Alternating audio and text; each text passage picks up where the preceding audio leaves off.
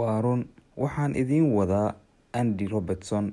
Kulanti wacan asxaabta ku xiran page-ka Liverpool One Somali Fans. Haddii aad ka hesheen taariikhdii hore aan idiin soo gudbiyey oo ku saabsaneed Sami Hyypiä, maanta waxaan idiin hayaa taariikh kale oo ka xamaasad badan. Nin ka ciyaara dhanka bidix ee daafaca. Andy Robertson ayaan maanta idiin wadaa, kabtanka xulka qaranka ee Scotland. Waa 25 jir, waana kabtankii ugu da'da yaraa ee soo mara xulka qarankaas. Andy waxa uu ku dhashay Glasgow oo ah caasimadda waddanka Scotland. Andy waxa uu dhashay 1994 11 Maarso. Waxa uu kubadda cagta ka soo bilaabay isla waddankiisa, waxa uuna u ciyaari jiray kooxda faca weyn ee ka dhisan waddankaas Scotland ee Celtic. 2012 Andy waxa uu si professional ah ugu saxiixay kooxda lagu magacaabo Dundee United, isagoo u dhaliyay goolkiisa ugu horeeyay ciyaar dhex martay Dundee United iyo Motherwell, ciyaartaas oo ku soo dhamaatay 2-2. Dabayaaqada isla sanadkaasna waxa uu ku muteystay qandaraaska in loo kordhiyo. Waxa uu ku guuleystay ciyaaryahanka da'da yar ee sanadka, isagoo kooxdiisa ka caawiyay isla semifinalka koobka lagu magacaabo Scottish Cup. Andy waxa uu ka mid noqday 11 ugu fiicnaa ee sanadkaas horyaalka waddanka Scotland. 2014 sanadka kadib, Andy waxa soo iibsatay Hull City oo ka mid ahayd mid ka ciyaarta 2014 sanad kadib, Andy waxa soo iibsatay Hull City oo ahayd mid ka mid ah kooxaha ka dheela Championship-ka, horyaalka heerka hoose ee Ingiriiska. Qiimo dhan 2 milyan iyo 800 ayay ku soo gadatay. Waxa uu ku guuleystay laacibka bisha ee kooxda Hull City isla bishii ugu horeysay ee la furay horyaalka. Andy kooxdiisa waxa uu ka caawiyay inay u soo baxaan isreebka kulanka ugu dambeeya.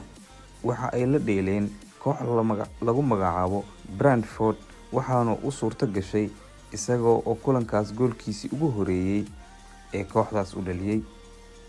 Andy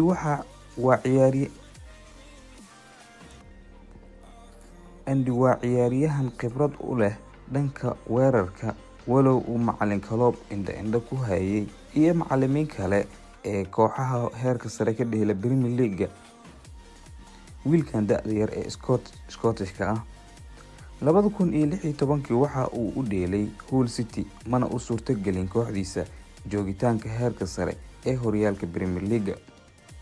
Macallin Klopp oo dhibaato ka haysatay dhanka bidix ayaa waxa uu mar qura ku adkaystay koox ka hartay horyaalka inuu ka soo iibsado ciyaaryahan, iyadoo ay aaminsanaayeen dad badan muxuu ula jeedaa macallinkan.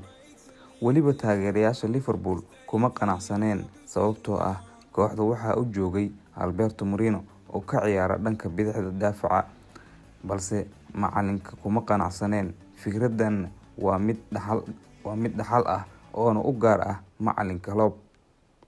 Haddii uu go'aankaagu adag yahay, wax soo saarkaagu waa in uu noqdaa mid la yaab leh ama wax mucjiso ah. Andy Robertson waxa uu noqday laacibkii labaad ee ugu fiicnaa ee ka dheela dhanka bidix ee soo mara kooxda Liverpool, sababtoo ah Andy waa ciyaaryahan khibrad u leh dhanka weerarka, daaficiisuna aad u adag yahay. Waxa uu 2018 ka caawiyay kooxdiisa u soo bixitaanka UEFA Champions League finaalka. Liverpool oo la qabsatay daafac adag iyo isbedel dhanka weerarka ah. Andy Robertson waa ciyaaryahan u leh dhanka weerarka khibrad aad u sareysa, weliba dhanka daafaca waxaa kooxda u jooga ninka lagu magacaabo halyeyga ah ee Van Dijk. Sanadkan waxa uu 4 daafac dambe Liverpool waxa ay noqdeen daafacyada ugu fiican ee Premier League. weliba Van Dijk oo qaaday laacibka sanadka. Kama liito Andy Robertson, waa ninka keliya ee wata 11 assist iyo 20 clean sheet. Daafaca ugu fiican ayuu sanadkan noqday, inkastoo Van Dijk iyo Laporte iyo Raheem Sterling ay usoo tartameen, balse Andy Robertson kama liidan oo waxa uu ahaa sensational.